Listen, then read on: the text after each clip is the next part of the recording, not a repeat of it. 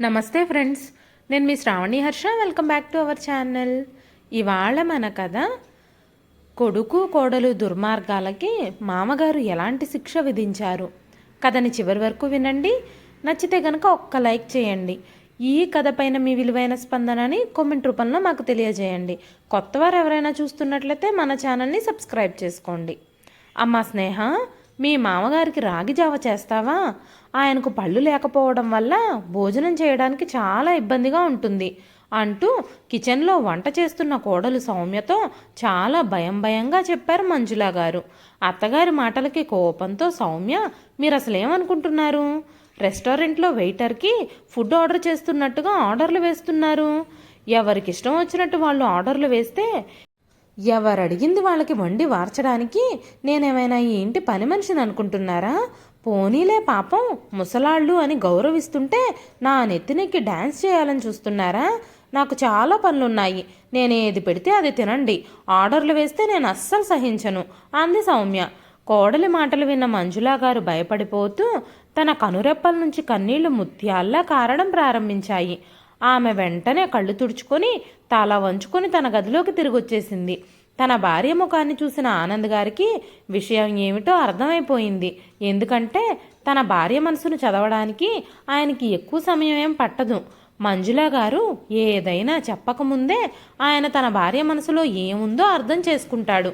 ఆయన వెంటనే తన భార్యను తన పక్కనే కూర్చోబెట్టుకొని ఆమె చేతిని తన చేతిలోకి తీసుకొని ఆమెను ఓదార్చే ప్రయత్నం చేశాడు. నువ్వెందుకు అలా విచారంగా ఉన్నావు? నువ్వేమీ బాధపడకు. మన పిల్లలు మనతో ఎలా ప్రవర్తిస్తారో రేపు వాళ్ళ పిల్లలు కూడా వాళ్ళతో అలాగే ప్రవర్తిస్తారు. మనం మన తల్లిదండ్రులకి అంత సేవ చేసిన తర్వాత కూడా మన పిల్లలు మనతో ఇలా ప్రవర్తిస్తున్నారు.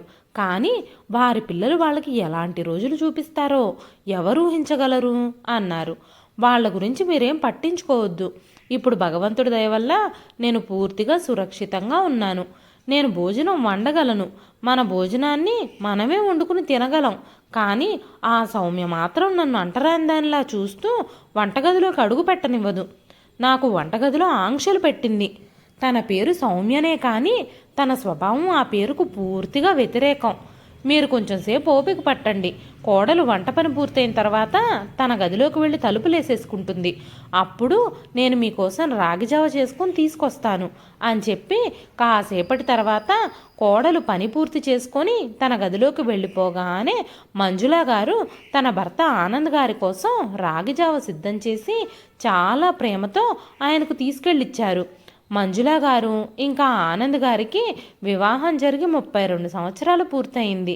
మంజులా గారికి వివాహం జరిగినప్పుడు ఆమె వయసు కేవలం 18 సంవత్సరాలు మాత్రమే. ఆమె చాలా అందంగా ఉండేది. ఆమె పెళ్లి చేసుకొని అత్తగారింట్లో అడుగుపెట్టగానే అత్తగారింట్లో భర్త, అత్తగారు, మామగారు అందరి మనసులు గెలిచేసుకుంది. మంజులా గారు చాలా సరదాగా ఉండే మనిషి.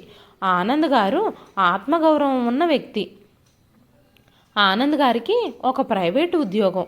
పెళ్ళైన 2 సంవత్సరాల తర్వాత మంజులా గారికి సుమన్ అనే అందమైన కొడుకు జన్మించాడు. అతని రాకతో ఆ కుటుంబంలో ఆనందాలు వెళ్లి విరిశాయి. కానీ దురదృష్టవశాత్తు 3 ఏళ్ల వయసులోనే అనారోగ్యం కారణంగా ఆ బిడ్డ చనిపోయాడు.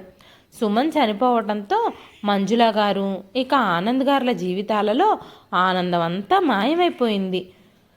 ఆ ఇంట్లో దుఃఖం, శోకం వ్యాపించాయి. కానీ కొద్ది రోజుల్లోనే ఆ విషాద మేఘాలు చెదిరిపోయి మంజులా గారికి ఇంకా ఆనంద్ గారికి రెండో కొడుకు సంజయ్ జన్మించడంతో అతని నవ్వులు ఆ ఇంట్లో తిరిగి జీవం పోశాయి. సంజయ్ పుట్టిన తర్వాత 3 సంవత్సరాలకి ఆ ఇంట్లో అందమైన మహాలక్ష్మి పుట్టింది. తన పేరే నందిని. నందిని రాకతో మంజులా గారు ఇంకా ఆనంద్ గారుల కుటుంబం సంపూర్ణం అయ్యింది. నందిని పుట్టిన దగ్గర నుంచి ఆ ఇంట్లో అన్నయ్యతో పాటు తల్లిదండ్రులిద్దరికీ ఎంతో గారాబంగా మారింది. తల్లిదండ్రులిద్దరూ తమ పిల్లలిద్దరిని ఎంతగానో ప్రేమించేవారు. ఇద్దరూ ఎంతో శ్రద్ధగా, ఆప్యాయంగా తమ పిల్లల్ని పెంచారు. ఆనంద్ గారికి ప్రైవేట్ ఉద్యోగం ఉన్నప్పటికీ ఇద్దరూ ప్రతి పైసాని కూడబెట్టి తమ కలల ఇంటిని నిర్మించారు. ఇద్దరూ ఎంతో కష్టపడి కట్టుకున్న ఆ అందమైన ఇల్లు వాళ్ళకి రాజభవనం కంటే తక్కువేం కాదు. పిల్లలిద్దరి పెంపకంలో కూడా వాళ్ళెప్పుడూ ఏది తక్కువ కాకుండా చూసుకున్నారు. వాళ్ళకి ఎలాంటి లోటు లేకుండా పెంచడానికి ప్రతిరోజు ప్రయత్నించారు. సంజయ్ ఇంకా నందినిల పై చదువులు కూడా పూర్తయ్యాయి. మంజుల గారు చాలా తెలివిగా తన భర్త యొక్క చిన్న సంపాదనతో ప్రతి పైసాను చాలా తెలివిగా ఖర్చు పెడుతూ ఆ ఇల్లంతటినీ ఎలాంటి లోటుపాట్లు లేకుండా నడిపించేవారు. ఇద్దరు పిల్లల్ని మంచి స్కూళ్ళల్లో ఇంకా మంచి కాలేజీల్లో చదివించారు. నందిని చాలా అందంగా ఉంటుంది. చదువు పూర్తయిన వెంటనే తనకు పెళ్లి చేయాలని నిర్ణయించుకున్నారు. తను ఇంజనీరింగ్ కంప్లీట్ చేయగానే ఒక మంచి సంబంధం చూసి నందినికి పెళ్లి చేశారు. తను మంచి కుటుంబంలో స్థిరపడింది. మంజుల గారికి ఇంకా ఆనంద్ గారికి మోహన్ రూపంలో అల్లుడు కాకుండా మరో కొడుకు లభించాడు. మోహన్ చాలా తెలివైన, సంస్కారవంతమైన ఇంకా మంచి స్వభావం గల వ్యక్తి. మంజుల గారిని ఇంకా ఆనంద్ గారిని తన తల్లిదండ్రులతో సమానంగా గౌరవించేవాడు. మోహన్ రైల్వేలో ఉద్యోగం చేయడం వల్ల తరచుగా అతనికి ట్రాన్స్ఫర్లు అవుతూ ఉండేవి. అందుకే మంజుల గారిని ఇంకా ఆనంద్ గారిని కలవడానికి కూతురు అల్లుడు చాలా అరుదుగా వచ్చేవారు. కానీ వాళ్ళ 8 ఏళ్ల మనవడు రోహిత్ మాత్రం అమ్మమ్మ తాతయ్యల్ని కలవాలంటే చాలా ఉత్సాహం చూపించేవాడు. సంజయ్కి ప్రైవేట్ ఉద్యోగం వచ్చింది. ఉద్యోగం ఊర్లోనే కావడంతో తల్లిదండ్రులతో కలిసి సొంతింట్లోనే ఉండేవాడు. ఉద్యోగంలో చేరిన కొన్నాళ్లకే తను సౌమ్య అనే ఒక అమ్మాయిని ఇష్టపడి పెళ్లి చేసుకున్నాడు. సౌమ్య ఫోటోని తల్లిదండ్రులకు చూపించడంతో సౌమ్య చాలా అందంగా ఉండడం వల్ల మంజుల గారు ఆనంద్ గారు సౌమ్య రాకతో ఆ ఇంట్లో ఆనందం మరింత పెరుగుతుందని ఇద్దరూ భావించి ఆ పెళ్లికి ఒప్పుకున్నారు. కానీ అందుకు అంతా విరుద్ధంగా జరిగింది. సౌమ్య రాకతో ఆ ఇంట్లో పరిస్థితులన్నీ మారిపోయాయి. ఆమె వ్యక్తిత్వం ఆమె పేరుకు వ్యతిరేకంగా ఉంటుంది. కఠినమైన, క్రూరమైన, చాలా చెడ్డ స్వభావం గల అమ్మాయి. అత్తగారికి మామగారికి గౌరవం ఇవ్వడం అనే మాట పక్కన పెట్టి మంజుల గారిని శత్రువులా చూస్తుంది. ఈరోజు కూడా తన భర్త కోసం ఎదురు చూస్తూ కోపంతో సౌమ్య మొహం అంతా ఎరుపెక్కింది. సాధ్యమైనంత త్వరగా సంజయ్ కూడా ఆఫీస్ నుంచి ఇంటికి వచ్చేసేవాడు. ఆ రోజు సంజయ్ ఇంటికి రాగానే సౌమ్య సంజయ్పై విరుచుకుపడ్డం మొదలుపెట్టింది. కోపంగా, నా గురించి మీరందరూ ఏమనుకుంటున్నారు? మీ అమ్మా నాన్నలకి నేనేమన్నా పని మనిషినా? నాకేం 10 చేతులు లేవు వాళ్ళ ఆర్డర్లన్నీ తీసుకొని అడిగినవన్నీ చేసి పెట్టడానికి. మీరు చూస్తూనే ఉన్నారు కదా. వాళ్ళిద్దరూ నేను వండిన భోజనం తినరు, వేరే ఏవేవో కావాలని నా దగ్గరకు వస్తారు అని చెబుతూ ఉంది. సంజయ్ మౌనంగా సౌమ్య చెప్పే మాటలన్నీ వింటున్నాడు. వెంటనే సౌమ్య సంజయ్తో, నువ్వు మన పెళ్లికి ముందు నాతో ఏం చెప్పావు?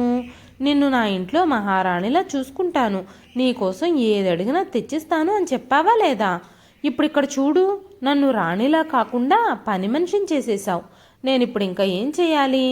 నేను ఇంట్లో మీ 2 పిల్లల్ని చూసుకోవాలా, లేదంటే ఆ ముసలాళ్ళిద్దరికీ సేవ చేయాలా, వాళ్ళ కోరికలు తీర్చాలా? అనగానే సంజయ్ చిన్నగా, సౌమ్య శాంతించు, నీకెందుకు అంత కోపం? ఇంట్లో పనులన్నీ నువ్వే ఎందుకు చేయాలి? మా అమ్మని సహాయం చేయమని అడగొచ్చు కదా అన్నాడు. ఆ ముసలాళ్ళిద్దరూ రోజంతా తినడం తాగడం ఇవి తప్ప వేరే పనే ఉండదు. ఇక సమయం దొరికితే ఆ మంచాన్ని విడిచిపెట్టరు. వద్దు బాబు, నేను వాళ్ళతో పని చేయించాలి అని అస్సలు అనుకోవడం లేదు. ఏదైనా పనిలో సహాయం చేయమని అడిగితే కోడలు రాచిరంపాన పెట్టేస్తుందని అందరికీ చెప్తారు. ఈరోజు వాళ్ళ విషయంలో ఏదో ఒక నిర్ణయం తీసుకోండి, లేకపోతే నేను మా పుట్టింటికి వెళ్ళిపోతాను, అది కూడా ఒంటరిగా. అప్పుడు మీ 2 పిల్లల్ని మీరే చూసుకోవాలి, మీ ముసలి తల్లిదండ్రులు ఇద్దరిని కూడా మీరే చూసుకోవాలి అనగానే సంజయ్ సౌమ్యతో, కాస్త శాంతించు సౌమ్య, నీ కోపాన్ని కాస్త కంట్రోల్ చేసుకో. ఇప్పుడు నన్నేం చేయమంటావు? వాళ్ళిద్దరి సంగతి నేను చూసుకుంటాను, ఇప్పుడు నువ్వు నాతో పాటురా అంటూ సంజయ్ కోపంగా తల్లిదండ్రుల గదిలోకి ప్రవేశించి, అప్పటి వరకు భార్య మాటలు వింటూ పిల్లిలా నిలబడిన సంజయ్ ఇప్పుడు పులిలా గర్జిస్తూ తల్లిదండ్రుల దగ్గరికి వెళ్ళి, మీ ఇద్దరికి ఏమైంది?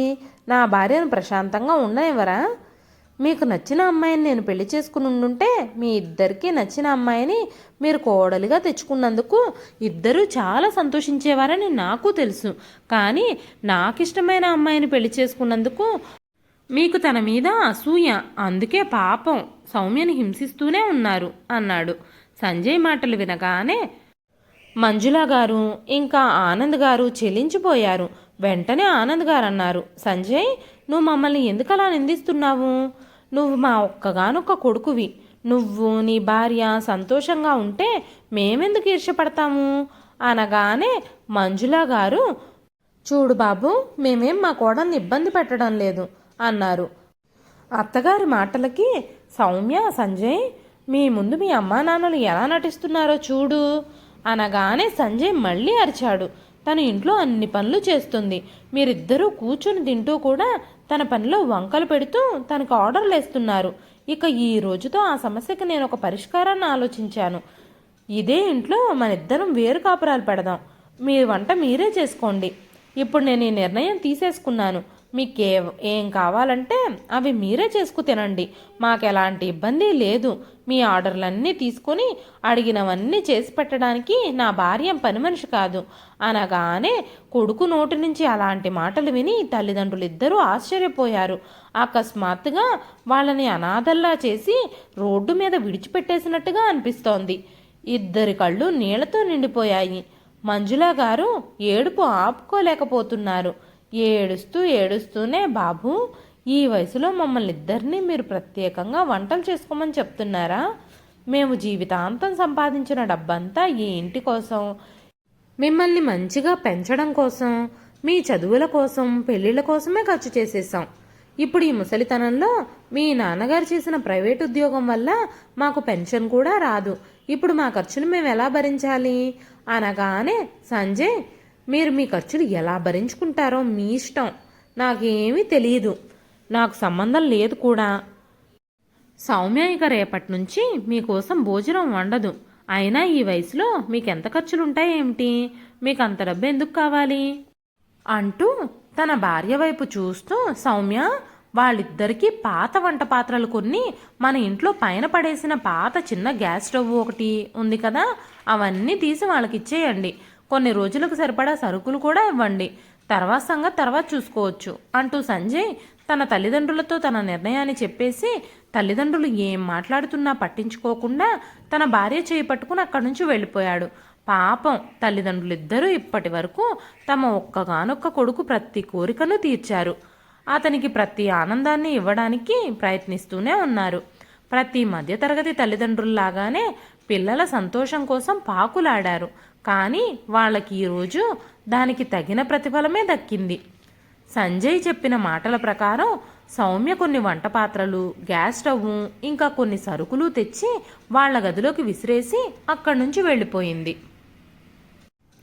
తర్వాత రోజు నుంచి పాపం మంజుల గారు ఇంకా ఆనంద్ గారు విడిగా తమ ఆహారాన్ని తామే వండుకోవడం మొదలుపెట్టారు. అయితే ఇందులో కూడా సౌమ్యకు ప్రశాంతత లేదు. మంజుల గారిని వేధించడంలో ఆమె ఏ ఒక్క అవకాశాన్ని విడిచిపెట్టడం లేదు. ఓ రోజు మంజుల గారు తన బట్టలన్నీ చాలా కష్టం మీద ఉతికి పెరట్లో తాడు మీద ఆరబెట్టుకున్నారు. అప్పుడు సౌమ్య ఉతికిన తన బట్టల బకెట్తో వచ్చి మంజుల గారు ఉతికిన బట్టలన్నింటినీ మొత్తం పక్కకు జరిపేసి, నేను ఇప్పుడే బట్టలు తుక్కుని వచ్చాను, నా బట్టలన్నీ ఎక్కడ ఆరబెట్టాలి అంటూ మంజుల గారి బట్టలన్నీ పక్కకు నెట్టేసి సౌమ్య తన బట్టలు ఆరబెట్టుకోవడం మొదలుపెట్టింది. అప్పుడు మంజుల గారు ఆరబెట్టిన బట్టలన్నీ కింద పడిపోయాయి. కోడలు చేసిన ఆ పనికి మంజుల గారికి చాలా కోపం వచ్చింది. అయినా సరే ఆమె తన కోపాన్ని కంట్రోల్ చేసుకొని ఆ పడిపోయిన బట్టలన్నీ తీసుకొని మళ్ళీ నీళ్ళల్లో జాడించి ఆరబెట్టడానికి డాబా మీదకెళ్ళింది. మంజుల గారు తెలివైన వాళ్ళు కాబట్టి తన కోడల్లాంటి మూర్ఖురాలితో వాగ్వాదానికి దిగాలని, గొడవ చేయాలని అనుకోలేదు. మరుసటి రోజు మంజుల గారు బయట ట్యాప్ దగ్గర కూర్చొని పాత్రలు కడగడం మొదలుపెట్టారు. వెంటనే సౌమ్య మంజుల గారిని చూసి, తను కూడా కడగాల్సిన పాత్రలు తెచ్చుకొని ముందు నా పాత్రలు కడుక్కొనివ్వండి, మీరు వెంటనే ఇక్కడి నుంచి లేవండి అనగానే మంజుల గారు, నువ్వు నీ పాత్రలు వంటగదిలో షింక్లో కూడా కడుక్కోవచ్చు కదా, నేను ఇక్కడ బయట కడుక్కుంటున్నాను, నన్ను కడుక్కోనివ్వు అనగానే, మీరు ఎలా చెప్తే అలా ఆడడానికి నేనేమి మీకు బానిసని కాదు, నువ్వు చెప్పిందే నేను చేస్తానని ఎలా అనుకుంటున్నారు?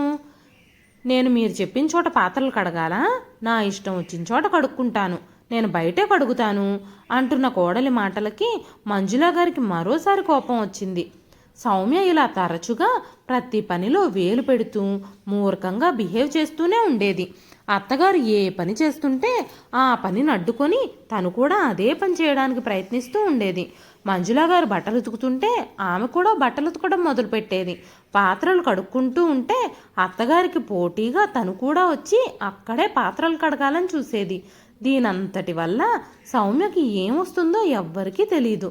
సౌమ్య ఇచ్చిన సరుకులన్నీ అయిపోవటంతో మంజుల, సాయంత్రం సంజయ్తో చెప్పు, సరుకులన్నీ ఖాళీ అయిపోయాయి, ఇంతవరకు మాకేం సరుకులు ఇవ్వలేదు, డబ్బు కూడా ఇవ్వలేదు అంటూ ఆనంద్ గారు అన్నారు. వాళ్ళు మన గురించి అంతలా పట్టించుకుంటే మనల్ని ఇలా ఎందుకు విడిగా వండుకోమని విడిచిపెట్టేవారు అన్నారు మంజుల గారు. అయితే ఖర్చులకయ్యే డబ్బు గురించి ఆలోచిస్తానని సంజయ్ చెప్పాడు కదా. ఇప్పుడు మన వస్తువులన్నీ అయిపోయాయి, వెంటనే సంజయ్తో చెప్పాలి. అప్పుడు అతను డబ్బో లేకపోతే సామాన్లు ఏవో ఒకటి ఇవ్వాలి. నువ్వు వెంటనే వెళ్ళి సంజయ్తో మాట్లాడు అనగానే మంజుల గారు సరే అన్నట్టు తలూపారు. సంజయ్ సాయంత్రం ఆఫీస్ నుంచి రాగానే మంజుల గారు తన పరిస్థితి అంతా చెప్పి, బాబు సంజయ్, మీరు మాకిచ్చిన సరుకులన్నీ అయిపోయాయి, సౌమ్యతో చెప్పి మాకు కావలసిన సరుకులు ఇప్పించు, లేదంటే మాకు కొంత డబ్బిస్తే మేమే మాకు కావలసిన సామాన్లన్నీ కొనుక్కుంటాము అన్నారు మంజుల గారు.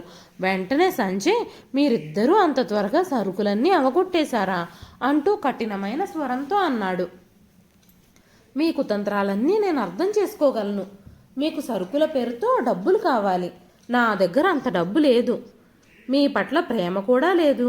ఇప్పుడు మా వంటగదిలో నుంచి ఒక్క బియ్యపు గింజ కూడా మీకు లభించదు. ఇక మీరు నా నెత్తి మీదకి ఎక్కి డ్యాన్స్ చేయడం ఆపేసి మీ పనేదో మీరు చూసుకోండి. ఇప్పుడే ఆఫీస్ నుంచి వచ్చాను, అలసిపోయి వచ్చాను అని కనీసం నన్ను ప్రశాంతంగా కూడా ఊపిరి పీల్చుకొనివ్వవు అన్నాడు కొడుకు. కొడుకు నోటి నుంచి అలాంటి మాటలు వినగానే మంజుల గారు కన్నీళ్ళు ఆపుకోలేకపోయారు. కొడుకు మాటలన్నీ విని ఇంకేమీ మాట్లాడే ధైర్యం లేకపోయింది ఆవిడికి. మంజుల గారి ముఖం కత్తివేటుకు నెత్తురు చుక్కలేనట్టుగా తెల్లగా పాలిపోయింది. ఏడుస్తూ తన గదిలోకి తిరిగెళ్ళింది. ఆనంద్ గారికి విషయమంతా చెప్పింది. ఆనంద్ గారు తన భార్యను ఎంతో ప్రేమగా దగ్గరకు తీసుకున్నారు.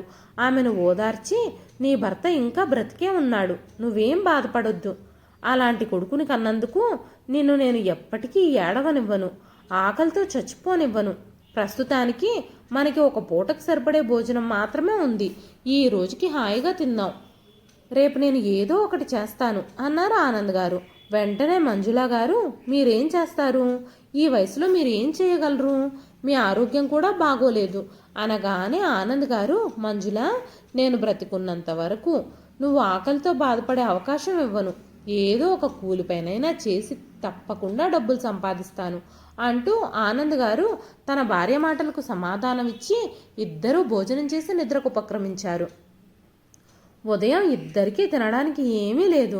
అటువంటి పరిస్థితుల్లో తన భార్య వద్దని ఎంత వారిస్తున్నా వినకుండా ఆనంద్ గారు ఖాళీ కడుపుతో ఏదైనా పని కోసం వెతుక్కుంటూ వెళ్లారు. 10 రూపాయలన్నా సంపాదిద్దామన్న ఆశతో ఇల్లు వదిలి బయటకు వెళ్లారు. కానీ అతను ముసలి ఎముకల్లో ఏమాత్రం ఓపిక లేదు. ఆయన ఆరోగ్యం ఎంతవరకు సహకరించగలుగుతుంది? ఆయన తన వీధి దాటగానే కళ్ళు తిరిగి పడిపోయారు. అపస్మారక స్థితిలో ఉన్న ఆయన్ని స్థానికులు గుర్తుపట్టి ఆయన్ని ఇంటి దగ్గరకు తీసుకొచ్చి జాగ్రత్తగా చూసుకోమని మంజుల గారితో చెప్పి ఇంట్లో వదిలిపెట్టొచ్చారు.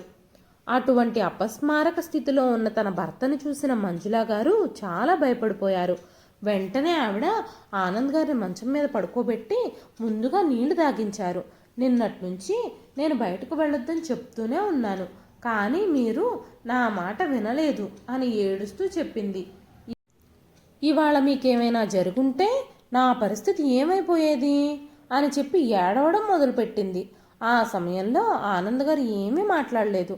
ఆయన ఏమీ మాట్లాడలేని పరిస్థితిలో ఉన్నారు.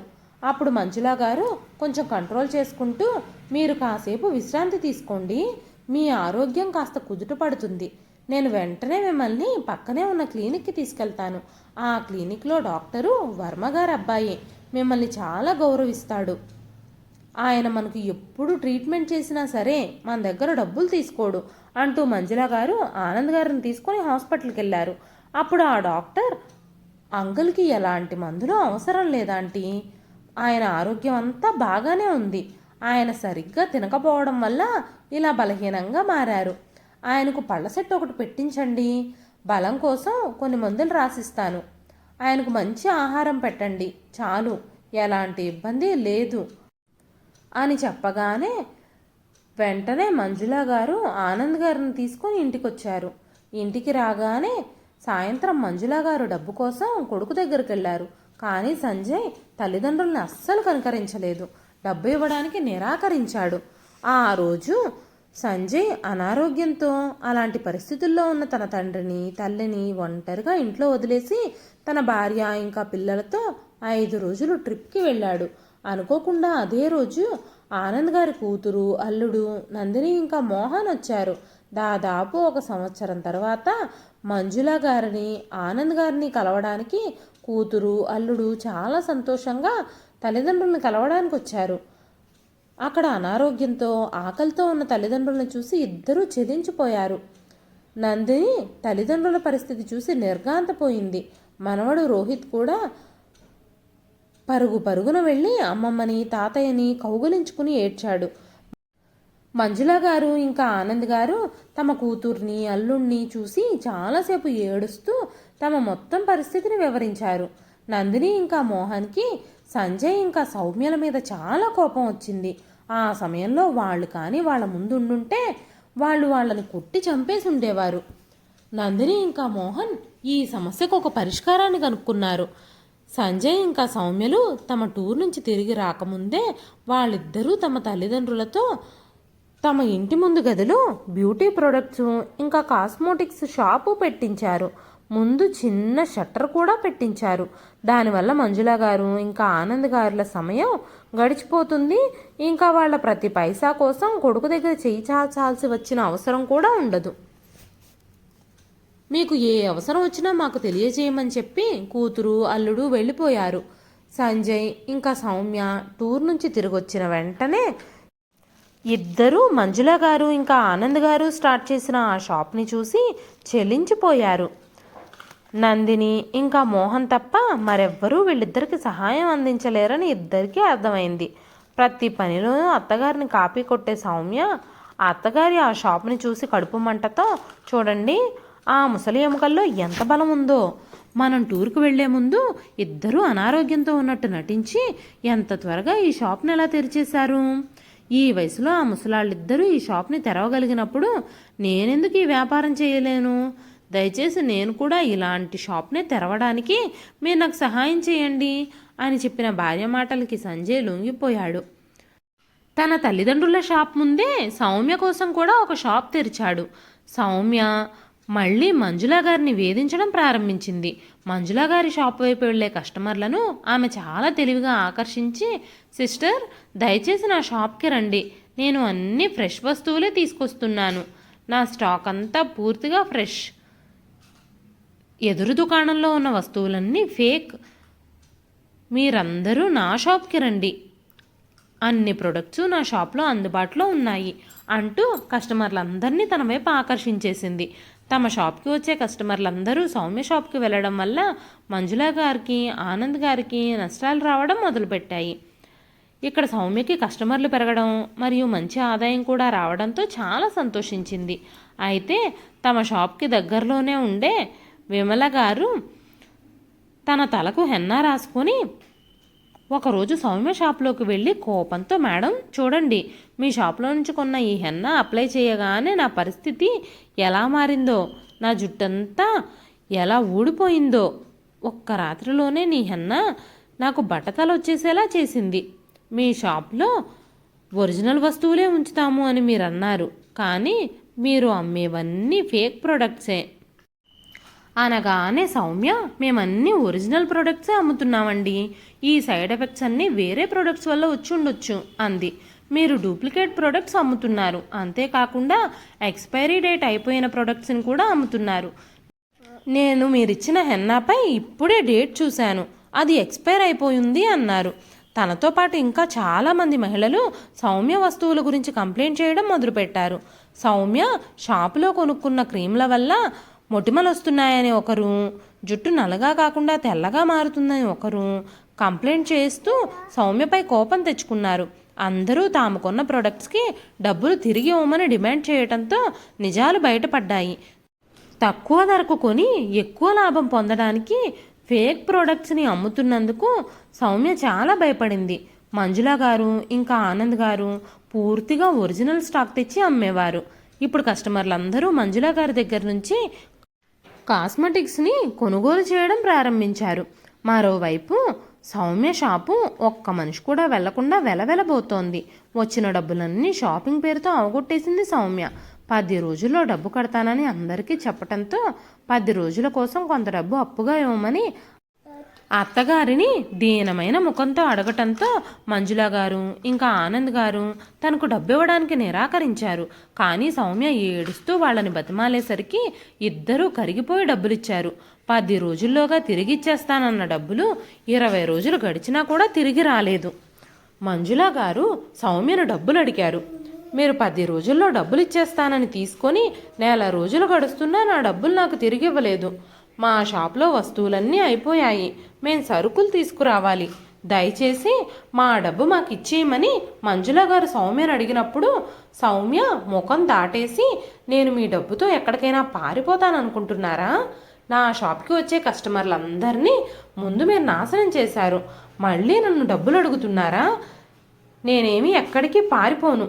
మీ అబ్బాయి నాకు డబ్బు ఇచ్చినప్పుడు వెంటనే ఖచ్చితంగా మీకు డబ్బు తిరిగిచ్చేస్తాను అనగానే నువ్వు 10 రోజుల్లో డబ్బు ఇచ్చేస్తానని చెప్పి 1 రోజులు గడిచినా కూడా ఇవ్వకుండా ఉన్నా, ఈ రోజు వరకు మేమేమీ మాట్లాడకుండా మౌనంగా ఉన్నా సరే ఇంకా మమ్మల్ని నిందిస్తున్నావా అనగానే సౌమ్య కోపంగా, నన్ను ఇంత పీడిస్తున్నారు, మీరెప్పటికీ బాగుపడరు అంది. మా దగ్గర నుంచి డబ్బులు తీసుకొని వెనక్కి మాత్రం ఇవ్వరు. ఇలా ఎంతకాలం కొనసాగుతుంది అంటూ మంజుల గారు భర్తను అడిగారు. ఆనంద్ గారు మాట్లాడుతూ, ఈ రోజుల్లో పిల్లలందరూ ఎలా ఉన్నారు, భవిష్యత్తులో వాళ్ళ పిల్లలు ఎలా ఉంటారో ఊహించుకో. దేవుడు ఇలాంటి దుష్టుల్ని ఖచ్చితంగా శిక్షిస్తాడు. అలాంటి వాళ్ళని నమ్మి సహాయం చేయడం మన తప్పు. ఇక నుంచి మనం జాగ్రత్తగా ఉండాలి. ఇప్పుడైతే భోజనం చేద్దాం పదా అంటూ ఇద్దరూ హాయిగా తిని నిద్రపోయారు. తెల్లవారుజామునే లేచి పూజ పూర్తి చేసుకొని టిఫిన్ చేసి మంజుల గారు ఇంకా ఆనంద్ గారు షాప్కి వెళ్ళినప్పుడు షాప్ ముందంతా చాలా చెత్త పడేసింది. అది చూడగానే ఇద్దరికి కడుపులో తిప్పినట్టు అనిపించింది. ఇద్దరూ చాలా కష్టపడి ఆ మురికినంతా శుభ్రం చేసి కడిగి అగరబత్తులు వెలిగించారు. ఆ తర్వాత వాళ్ళిద్దరికీ అర్థమైంది ఆ షాప్ ముందు ఆ చెత్తంతా ఎవరు వేశారా అని. ఆ పని చేసింది కోడలు సౌమ్యే. అత్తామామల్ని ఇబ్బంది పెట్టే ఏ అవకాశాన్ని సౌమ్య వదులుకోలేదు. ఆమె అలాంటి పిచ్చి పనులే చేస్తూ ఉంటుంది. సౌమ్య డబ్బులు తిరిగి ఇవ్వదు అని అర్థమైన తర్వాత మంజుల గారు ఇంకా ఆనంద్ గారు ఇద్దరూ షాప్లో సామాన్ల కోసం కొంత డబ్బును కూడబెట్టారు. తర్వాత రోజు షాప్లోకి కొన్ని సామాన్లు తెచ్చుకోవాలని నిర్ణయించుకున్నారు. సాయంత్రం షాప్ మూసేసేటప్పుడు మంజుల గారు మళ్ళీ సౌమ్యను డబ్బులు అడిగారు. సౌమ్య, ఈ రోజైనా డబ్బులు ఇవ్వు, రేపు మేము షాప్లోకి సామాన్లు తేవాలి అని అడగగానే సౌమ్య కోపంతో అత్తగారిపై విరుచుకుపడింది. మంజుల గారికి కూడా కోపం వచ్చింది. నువ్వు చాలా బాధలో ఉన్నావని, ఇబ్బందుల్లో ఉన్నావని డబ్బడగ్గానే ఇచ్చాను, అదే నేను చేసిన పాపం అన్నారు. ఇద్దరి గొంతులు పెద్దగా వినపడ్డంతో ఆనంద్ గారు గదిలోంచి గబగబా బయటకొచ్చారు. వెంటనే ఆనంద్ గారు కోడలితో, సౌమ్య, నీకు అసలు కొంచెమైనా బుద్ధుందా? మీ అత్తగారితో మర్యాద లేకుండా ఎందుకలా మాట్లాడుతున్నావు? ఆమె కూడా ఒక తల్లి అని నీకు అర్థం కావడం లేదా అనగానే దాంతో సౌమ్య ఇంకా రెచ్చిపోయింది. ఈవిడ అమ్మ వడ్డీ వ్యాపారిలాగా సొంత పిల్లలకి కూడా డబ్బులిచ్చి ముక్కుపిండి వసూలు చేసే వడ్డీ వ్యాపారి ఈవిడ, అమ్మ కానే కాదు అనగానే ఆ మాటలు విన్న ఆనంద్ గారికి కోపం వచ్చింది. మంజుల గారిని చెయ్యి పట్టుకొని లోపలికి తీసుకెళ్ళిపోయాడు. ఇంతలో సంజయ్ కూడా వచ్చాడు. కోపంతో ఏరుపెక్కిన భార్యమోహం చూసి, సౌమ్య ఏమైంది అని అడగగానే సౌమ్య సమాధానం చెప్పకుండా గదిలోకి వెళ్ళిపోయింది. మరోవైపు ఆనంద్ గారు మంజుల గారితో, నాకు ఏదో చెడు జరుగుతుందేమో అనిపిస్తోంది, దేవత లాంటి అత్తగారిని కూడా కోడలు వడ్డీ వ్యాపారి అని పిలుస్తోంది అనగానే మంజుల గారు, కోడల సంగతి తెలిసిందే కదా, పెద్దవాళ్ళను గౌరవించడం కూడా తనకు తెలియదు. సరే అదంతా వదిలేయండి, మీరు భోజనానికి రండి, మనం రేపు ఉదయాన్నే షాప్ కోసం సామాన్లు కొనడానికి బయటకు వెళ్ళాలి కదా, ఇప్పుడు తొందరగా పడుకుంటేనే ఉదయం తొందరగా మేల్కొంటాం అని మంజుల గారు చెప్పగానే ఆనంద్ గారు భోజనానికి వచ్చారు. ఇద్దరూ భోజనం చేసి నిద్రపోయారు. పిల్లలు కూడా నిద్రపోయారు. సౌమ్య మాత్రం కూర్చొని ఆలోచిస్తూనే ఉంది.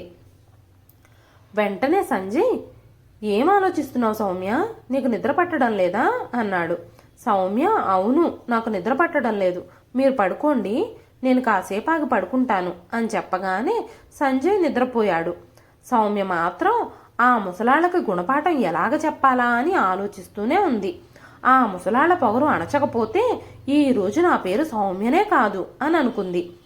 వాళ్ళిద్దరూ ఎప్పుడు నిద్రపోతారా? వాళ్ళు సామాన్ల కోసం దాచుకున్న డబ్బులు ఎప్పుడు దొంగిలించాలా అని ఆలోచిస్తూనే ఉంది. కొంతసేపటికి అత్తామామల గదిలోకి తొంగి చూసింది. ఇద్దరూ గాఢ నిద్రలో గురకపెట్టి మరీ నిద్రపోతున్నారు. ఆమె మెల్లమెల్లగా అడుగులో అడుగు వేస్తూ లోపలికి ప్రవేశించింది. మెల్లగా మంజుల గారి అల్మారా అంతా వెతికింది. అల్మారాలో తనకి ఏమీ దొరకలేదు. ఎక్కడ అత్తామామలు నిద్రలెగిస్తే తన ప్లాన్ అంతా పాడైపోతుందేమో అనుకుంటూ ఈ ముసలాళ్ళిద్దరూ డబ్బులు ఎక్కడ దాచారో, అల్మారాలో ఏమీ కనిపించడం లేదు అనుకుంటూ వెతుకుతూ ఉండగానే తన కళ్ళు గోడకి తగిలించున్న ఒక బ్యాగ్ మీద పడ్డాయి. ఆ బ్యాగులో చెయ్యి పెట్టగానే అందులో ఇంకో చిన్న బ్యాగ్ ఉంది. ఆమె దాన్ని బయటకు తీసి చూడగానే అందులో డబ్బులున్నాయి. ఆ డబ్బులు చూసి సౌమ్య కళ్ళు మెరిశాయి. మెల్లగా ఆ బ్యాగ్ తీసుకొని ఆ గదిలోంచి బయటకు వచ్చేసింది. ఇప్పుడు పాము చచ్చింది కానీ కర్ర విరగలేదు అని ఆలోచిస్తూ తన గదిలోకి వెళ్ళి ఆ డబ్బులున్న బ్యాగ్ని తన అల్మారాలో పెట్టుకొని మంచం మీద పడుకొని హాయిగా నిద్రపోయింది. రోజులాగానే మంజుల గారు ఇంకా ఆనంద్ గారు ఉదయాన్నే నిద్రలేచి స్నానం చేసి పూజ చేశాక సామాన్లు కొనడానికి బ్యాగు కోసం వెతికితే బ్యాగు కనిపించలేదు. ఇద్దరూ భయపడిపోయారు. మళ్ళీ మళ్ళీ వెతికినా ఎక్కడా ఆ చిన్న బ్యాగు, డబ్బులున్న బ్యాగు కనిపించలేదు. ఇద్దరూ చెమటలతో తడిసిపోయారు. రాత్రి పగలు కష్టపడి ఆ మొత్తాన్ని సేకరించారు. ఇద్దరికీ హార్ట్ అటాక్ వచ్చినంత పనే అయ్యింది. ఇక్కడే పెట్టాను, ఎక్కడికి వెళ్ళిపోయింది అన్నారు ఆనంద్ గారు భయంగా. ఈ పని ఎవరు చేసుంటారు? మన కోడలు తప్ప ఈ పని ఇంకెవ్వరూ చెయ్యలేరు. మన ఇంట్లో దొంగలు పడాల్సిన పని లేదు, తానే పెద్ద దొంగ అన్నారు మంజుల గారు. ఇది మన కష్టార్జితం, నేను దాన్ని అంత తేలిగ్గా ఎలా వదులుకుంటాను అని చెప్పి మంజుల గారు ఆనంద్ గారిని తీసుకొని సంజయ్ గదిలోకి వెళ్లారు. సౌమ్య నిద్రపోతుంది. సంజయ్ నిద్రలేచే ఉన్నాడు. ఉదయాన్నే తన గదిలో ఉన్న తల్లిదండ్రులను చూసి సంజయ్ ఆశ్చర్యపోయాడు. ఏం సంగతి, మీ ఇద్దరికీ సిగ్గులేదా కొడుకు కోళ్ళు గదిలోకి ప్రవేశించడానికి అనగానే మంజుల గారు, నీ భార్యకే సిగ్గులేదు, రాత్రి మేము నిద్రపోతున్నప్పుడు దొంగలా మా గదిలో ప్రవేశించి మా డబ్బంతా దొంగిలించడానికి అనగానే సంజయ్, నోరు అదుపులో పెట్టుకుని మాట్లాడండి, మీరు స్పృహలో ఉండే మాట్లాడుతున్నారా అని సంజయ్ అరుపులకి పిల్లలు కూడా లేచి నిలబడ్డారు. పిల్లలతో పాటు సౌమ్య కూడా లేచింది. వెంటనే సౌమ్య మెల్లగా, మీరిద్దరూ మా రూమ్లో ఏం చేస్తున్నారు అంది. వెంటనే మంజుల గారు, అంత అమాయకంగా నటించకు, నీకన్నీ తెలుసు, ఆ విషయం మాకు తెలుసు, నువ్వు మా డబ్బు దొంగిలించి దాచుకున్నావు కదా, ఆ డబ్బులు వెనక్కి తీసుకోవడానికే మేము వచ్చాం అనగానే ఆ మాటలు విన్న సౌమ్య కోపంతో తన అత్తగారిపై చెయ్యెత్తబోతూ ఉండగా ఆనంద్ గారు ఆ చేతిని పట్టుకున్నారు. ఆనంద్ గారు కోపంగా మాట్లాడడంతో సంజయ్కి కోపం వచ్చింది. మీరు నా భార్యతో అలా ఎలా ప్రవర్తిస్తున్నారు? ఈ ముసలావిడ నా భార్య మీద తప్పుడు ఆరోపణలు చేస్తుంది, పైగా ఇంత దారుణంగా ప్రవర్తిస్తున్నారు మీరు అనగానే, అది తప్పుడు ఆరోపణ అయితే నీ భార్య దొంగతనం చెయ్యలేదని నిరూపించుకో, మమ్మల్ని మీ అల్మారాని వెతకనివ్వు అనగానే సౌమ్య గబగబా తన అల్మారా దగ్గరకు వెళ్ళింది. అల్మారాకి అడ్డంగా నుంచుని, నేను దొంగతనం చేయలేదు కాబట్టి నేను అల్మారాని వెతకనివ్వను అని అల్మారా ఎదురుగా నుంచుంది. వెంటనే సంజయ్ తన భార్య చేయి పట్టుకుని, మనం దొంగతనం చేయలేదని నిరూపించనివ్వు, వాళ్ళని వెతుక్కోనివ్వు అంటూ తన వైపు లాక్కున్నాడు. సంజయ్ తనని పట్టుకోగానే ఆనంద్ గారు అల్మారా దగ్గరకు వెళ్ళి సౌమ్య బట్టల్లో వెతకగానే వాళ్ల పర్సు బట్టల మడతల్లోంచి దొరికింది. వెంటనే సౌమ్య కళ్ళు సిగ్గుతో వాలిపోయాయి. సంజయ్ కళ్ళు పెద్దవయ్యాయి. అతను కోపంగా సౌమ్య వైపు చూస్తూ ఉంటే తను పిల్లిలా మౌనంగా నిలబడిపోయింది. వెంటనే మంజుల గారు, నా భార్య ఏమీ దొంగిలించలేదు అన్నావు కదా, ఇప్పుడేం మాట్లాడతావు అనగానే సంజయ్, మీరిద్దరు ముసలాళ్ళు నా భార్యని అవమానించడానికి కావాలనే మా అల్మారాలో ఆ బ్యాగ్ని దాచిపెట్టి ఉండొచ్చు అనగానే భర్త నుంచి ఆ మాటలు విన్న సౌమ్యకి కాస్త సపోర్ట్ వచ్చింది. అవును, ఇద్దరూ రాత్రి నాతో వాదిస్తున్నారు కదా, ఆ తర్వాత ఇదంతా చేసుంటారు అంది సౌమ్య. ఈ మాటలు విన్న మంజులా గారికి ఆనంద్ గారికి చాలా కోపం వచ్చింది. వెంటనే ఆనంద్ గారు, మీరు ఇలాంటి మాటలు మాట్లాడుతున్నారు, ఇప్పటి వరకు మీరు ఎన్ని పొరపాట్లు చేసినా సహించాం, ఇక మీరు మీ పరిమితిని దాటేశారు, ఇక మిమ్మల్ని మేము ఒక్క క్షణం కూడా భరించలేం, మీరిద్దరూ వెంటనే మా ఇంట్లో నుంచి బయటకు వెళ్ళండి, ఇది మా ఇల్లు, వృద్ధాప్యంలో మా ఇద్దరి బ్రతుకులు మీరు దుర్భరం చేసేశారు, మా ఇద్దరి ఖర్చుల్ని మీరు భరించలేరు, మాకు సేవ చేయలేరు, ఈ వయసులో మేము పట్టెడన్నం తినడానికి రాత్రి పగలు కష్టపడి సంపాదించాల్సి వస్తుంది, అయినప్పటికీ మా మీద కక్ష పెట్టుకొని మా డబ్బులు కూడా దొంగిలించాలని చూస్తున్నారు, ఇంత జరిగినా కూడా ఇంకా మమ్మల్ని బుకాయిస్తున్నారు, మేమే తప్పు చేశాం అంటున్నారు అంటూ ఆనంద్ గారు కోడలి వైపు చూస్తూ, నువ్వు మీ అత్తగారి ప్రతి పనిని అనుసరిస్తావు కదా, పోటీ పడతావు కదా, అలాగే ఈరోజు మీ అత్తగారు నేను కష్టపడి కట్టుకున్న ఇంటి నుంచి మీరు బయటకు నడవండి, మీ అత్తగారు నేను ఎలా అయితే కష్టపడి ఇల్లు కట్టుకున్నామో అలాగే మీరు కూడా కష్టపడి ఒక ఇల్లు కట్టుకొని అందులో నివసించండి అన్నారు. ఆ మాటలు వినగానే సంజయ్కి సౌమ్యకి కాళ్ళ కింద నేల జారిపోయింది.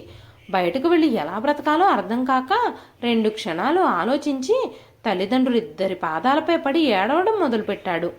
ఏడుస్తూ క్షమాపణలు చెప్పడం మొదలుపెట్టారిద్దరూ. అప్పటికే ఆగ్రహంతో ఊగిపోతున్న ఆనంద్ గారికి ఇప్పుడు కొడుకు కోడలి క్షమాపణలు అంగీకరించే ఆసక్తి లేదు. ఇప్పుడు నేను మా ఇంట్లో మిమ్మల్ని ఒక్క క్షణం కూడా సహించలేను, ప్రేమతో మీ తప్పులన్నీ పాపాలన్నీ క్షమించి మా నెత్తి మీద ఎక్కించుకున్నాం, కానీ ఇప్పుడు మీరంతా మితిమీరిపోయారు, కనీసం ఈ ముసలాళ్ళకి 2 పూట్ల భోజనం పెట్టడం కూడా మీకు భారంగా మారింది, వైద్యం కోసం డబ్బులు అడిగితే ఒక్క రూపాయి కూడా విదిలించలేదు నువ్వు, కోడలు నా భార్యని రాత్రి పగలు వేధిస్తూనే ఉంటుంది, కానీ ఒక్క మాట కూడా మేము మాట్లాడలేదు, కానీ ఇక దేనికి పరిమితి లేదు, మీరు 10 నిమిషాల్లో నా ఇల్లు ఖాళీ చేయకపోతే నేను పోలీసులను పిలుస్తాను, నా డబ్బు దొంగిలించినందుకు మిమ్మల్ని పోలీసులకు అప్పచెప్తాను, మీరెక్కడికైనా వెళ్ళి చావండి, మేం మా ఇంట్లో మా వృద్ధాప్యాన్ని ప్రశాంతంగా గడపాలి అని అనుకుంటున్నాం అని చెప్పిన ఆనంద్ గారి ఉగ్రరూపాన్ని చూసిన కొడుకు కోడలు వెంటనే తన సామాన్లు సర్దుకొని పిల్లలిద్దరినీ తీసుకుని బయటకు వెళ్ళిపోయారు. ఈ కాస్ట్లీ ప్రపంచంలో వాళ్ళిద్దరూ ఇల్లు కట్టుకోవడం చాలా కష్టం, కష్టం మాత్రమే కాదు అసాధ్యం కూడా. ఇప్పుడు ఇద్దరూ 5 ఏళ్లుగా అద్దింట్లోనే జీవిస్తున్నారు, ఇద్దరి మధ్య చాలా గొడవలు జరుగుతున్నాయి. మరోవైపు ఆనంద్ గారు మంజులా గారు ప్రశాంతంగా తమ జీవితాన్ని గడుపుతున్నారు. చుట్టుపక్కల ప్రాంతాల్లో కాస్మోటిక్ షాప్ నుంచి చాలా మంచి పేరు తెచ్చుకున్నారు. వాళ్ళ ఇంటికి దూరంగా ఒక పెద్ద షాప్ని కొని ఇద్దరూ చాలా ఫేమస్ అయిపోయారు. ఆ షాప్లో బ్రాండెడ్ కాస్మోటిక్ వస్తువులను అమ్ముతూ ఎంతో హాయిగా జీవితాన్ని గడుపుతున్నారు. కొడుకుని కోడల్ని ఇంట్లో నుంచి మీరు గెంటేశారే అని ఎవరైనా అడిగితే పిల్లలు ఎప్పుడూ తమ ముసలి తల్లిదండ్రుల్ని చిత్రహింసలకి గురిచేసి ఇంట్లో నుంచి గెంటేయడమే జరుగుతుందా, తల్లిదండ్రులు ఎందుకు పిల్లల్ని గెంటేయకూడదు, మేం వారి హయాంలో ఊపిరాడనట్టుగా బతికాం, ఇప్పుడు వాళ్ళిద్దరిని ఇంట్లో నుంచి గెంటేసి మేము హాయిగా స్వేచ్ఛావాయువును పీల్చుకుంటున్నాం, వృద్ధాప్యంలో 2 రోజులు కూడా ఆనందాన్ని అనుభవించలేకుండా పిల్లలతో బ్రతకటం కంటే వారికి దూరంగా ఆనందంగా ప్రశాంతంగా గడపడమే మంచిది అని చెప్పిన ఆనంద్ గారి మాటలకి జనాలందరూ ఆయన్ని మెచ్చుకున్నారు. ఇదండి ఈరోజు కదా. ఆనంద్ గారు కొడుకు కోడలి విషయంలో తీసుకున్న నిర్ణయం మీకు ఎలా అనిపించింది? మీ విలువైన అభిప్రాయాలని కామెంట్ రూపంలో మాకు తెలియజేయండి. ఈ కథ నచ్చితే కనుక ఖచ్చితంగా ఒక్క లైక్ చేయండి.